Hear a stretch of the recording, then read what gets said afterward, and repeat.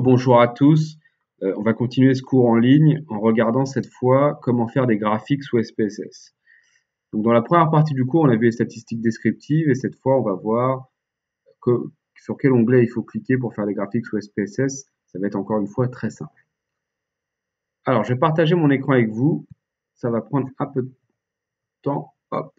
Voilà, normalement là, vous voyez l'écran SPSS. Alors pour faire des graphiques sous SPSS, c'est simple. Je vais aller dans l'onglet graphique ici. Je clique. Je vais toujours sélectionner le deuxième item qui est le sélecteur de modèle de représentation graphique. L'avantage du sélecteur de modèle de représentation graphique, c'est qu'il me donne en fait automatiquement les graphiques que je peux faire en fonction des données que je sélectionne à gauche. Donc, par exemple, là j'ai cliqué sur nom, je reconnais que c'est une variable qualitative, c'est le nom du film. Il me propose un certain nombre de graphiques. Si je clique sur studio, je reconnais que c'est une variable qualitative, il me propose exactement le même genre de graphique. Donc, par exemple, si je clique sur Studio et que je veux faire un camembert, secteur de nombre, je clique dessus. Hop. Je peux aller dans Détailler pour voir les options, mais là, c'est la catégorie Studio. Parfait. Je clique sur OK. Il me donne le camembert des studios, donc la part de chaque studio, Buena Vista, Fox, Warner Bros, Universal, Sony, Paramount, etc.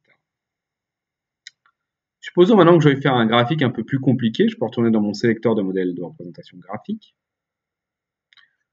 Supposons que je prenne le budget. Il pourrait me faire un histogramme du budget et je pourrais voir quel est le mode, quel est l'intervalle le plus représenté, l'intervalle de budget le plus représenté.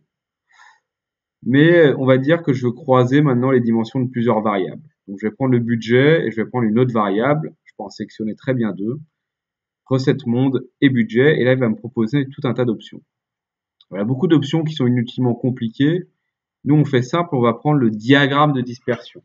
Cette option qui est tout à droite et qui correspond à un nuage de points. On peut regarder les détails.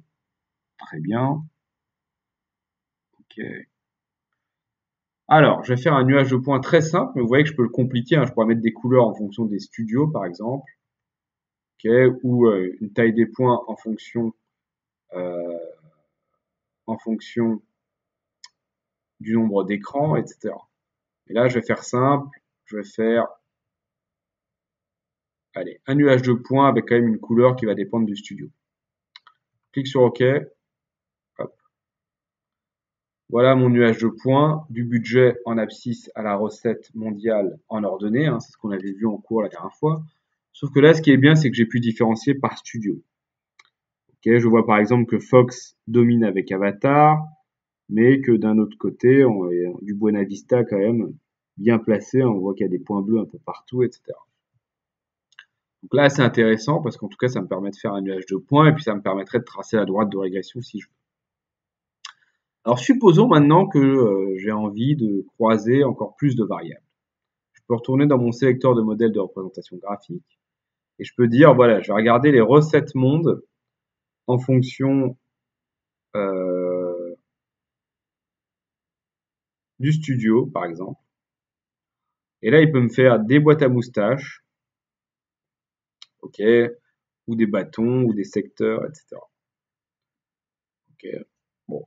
Par exemple, je vais faire une boîte à moustaches des recettes mondes en fonction du studio. Hop. Clique sur OK. Voilà. Il me fait des boîtes à moustaches qui sont pas toujours très jolies. Mais bon, voilà à peu près le résultat. Alors la boîte à moustaches, comment on l'interprète? Ces petits points ou ces petites étoiles, ce sont des points aberrants en fait. La boîte à moustaches ne les prend pas en compte parce qu'ils sont aberrants. La boîte à moustaches, ça c'est de la manière suivante. Si je regarde Buena Vista par exemple, le trait tout en haut c'est le maximum. Le premier trait de la boîte par le haut c'est le troisième quartile. Le gros trait épais ici c'est la médiane. Le trait en bas c'est le premier quartile. Et le petit trait en bas qui sort de la boîte c'est le minimum. Donc si je le prends de haut en bas, premier trait maximum, troisième quartile, médiane, premier quartile, et puis minimum ici. Donc voilà comment faire des graphiques sous SPSS.